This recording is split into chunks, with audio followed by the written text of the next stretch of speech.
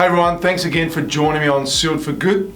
Today I'm going to talk about screeds and additives placed in screeds.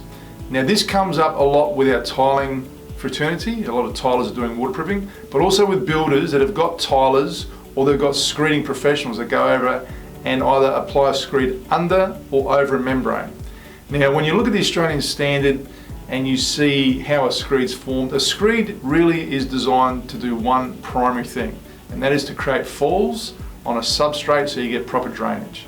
Now, whether it's a 1 in 100, 1 in 80, we can have that from internal wood areas through to balconies and even in planter boxes where they are poured flat and we need to get that fall. Now, you can have all types of screed systems used.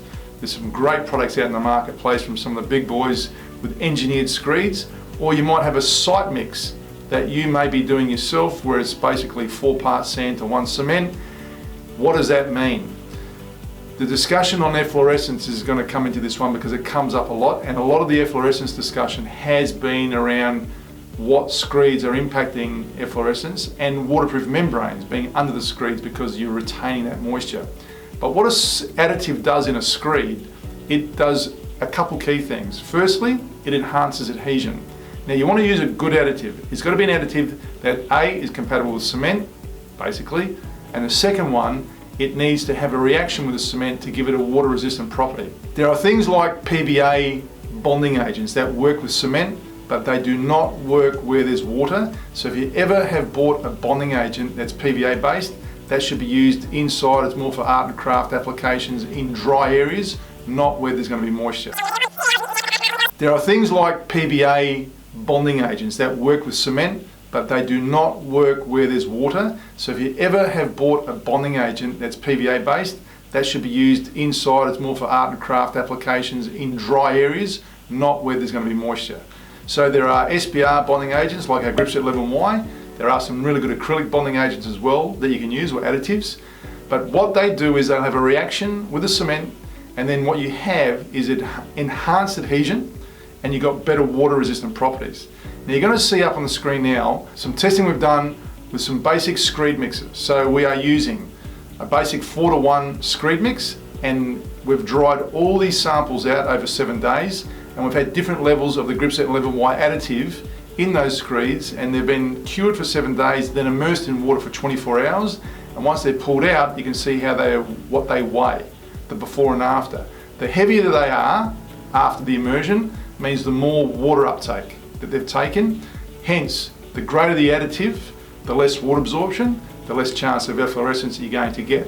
And we've been showing you our seabed, which has got a powder polymer in it, and when we use it with 11Y, where we use it for immersed areas like tanks and pools, and the additional benefits you get from an additive in a screed mix, because you get less water uptake. That means it's got greater water resistance. When you have greater water resistance, you have a far greater chance of no efflorescence issues happening compared to when you've got no additive in there. Now, the other part where we specify a lot of additives in our screeds is particularly in situations where you have to go with a thin bed screed. So sometimes you might need to go down to a feathered edge, or it might be 3 to 4 mil, going up to 20, 25 mil, and you need high strength in that.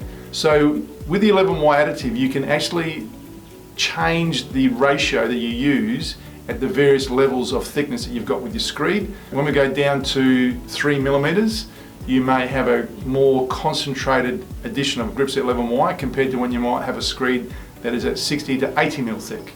But all those instructions are there with our Gripset 11Y data sheet. But most importantly, what I'm trying to get across here is that by using additives in your screeds, you're going to get better adhesion, you're going to get less cracking because you get far greater shrink resistance, okay, and more resistance to movement, because it does improve the flexural strength of the screed.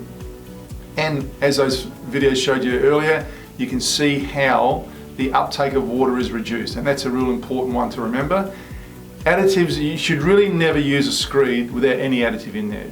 The 4:1 sand cement, which is just the industry general piece that guys go on site mixing up, should always have an additive in there, okay? A proprietary bonding agent / additive.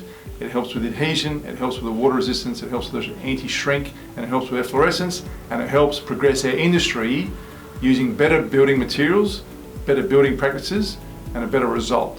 If you've got any questions on additives with Screeds, please throw them our way, 1-800-650-435.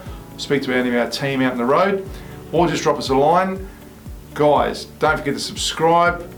Details are below. I'll see you next time on Sealed for Good. Be part of that change.